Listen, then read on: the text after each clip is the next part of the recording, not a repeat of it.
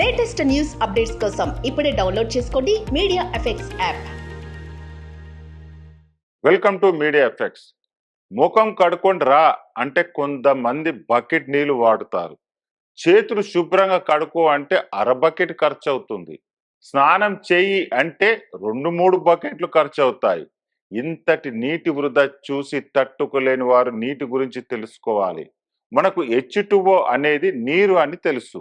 2 hydrogen అణువులు, ఒక oxygen అణువుతో నీరు వస్తుంది. కానీ మన వాతావరణంలో అనేక హైడ్రోజన్, ఆక్సిజన్ అణువులు ఉన్నప్పటికీ మనం సరిపడ నీటిని తయారు చేయలేము. పెద్ద ప్రయోగశాలలో చేసిన సరిపడే నీరు లభ్యం కాదు. ప్రకృతి మనకు ఇస్తే తప్ప నీరు పొందలేము. అయితే మనం ప్రకృతిని నాశనం చేస్తే నీరు ఎక్కడి నుంచి వస్తుంది? మన భూమిపై 70% నీరు ఉంది, కానీ అందులో 97.2% సముద్రపు నీరు. తాగడానికి పనికిరాదు. 2.15% మంచు రూపంలో ఉంది. తాగడానికి పనికి వచ్చే నీరు చాలా తక్కువ. నగరాల్లోని ప్రజలు, ముఖ్యంగా ఢిల్లీ, బెంగళూరు, చెన్నై వంటి నగరాలు తీవ్ర నీటి కొరతను ఎదుర్కొంటున్నారు. నాగరికతలు నది తీరంలోనే పుట్టాయి. ఇప్పుడు కూడా 80% ప్రపంచ జనాభా నది తీరంలోనే బతుకుతున్నారు. కానీ మనిషి నదులను కలుషితం చేస్తూ వాటి విలువను మర్చిపోతున్నాడు. హైదరాబాద్ నగరం మూసీ నది తీరంలో ఏర్పడింది.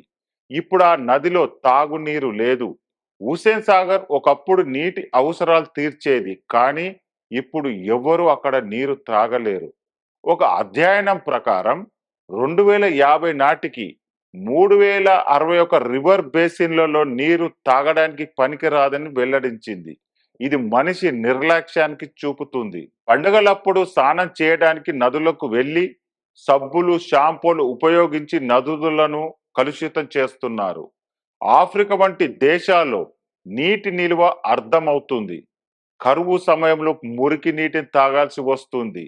ప్రపంచవ్యాప్తంగా నీటి కొరత వల్ల 2 లక్షల మంది మరణిస్తున్నారు. ఐక్యరాజ్య సమితి 2023 నాటికి త్రాగునీరు అందించాలని లక్ష్యంగా పెట్టుకుంది, కానీ అది నెరవేరలేదు.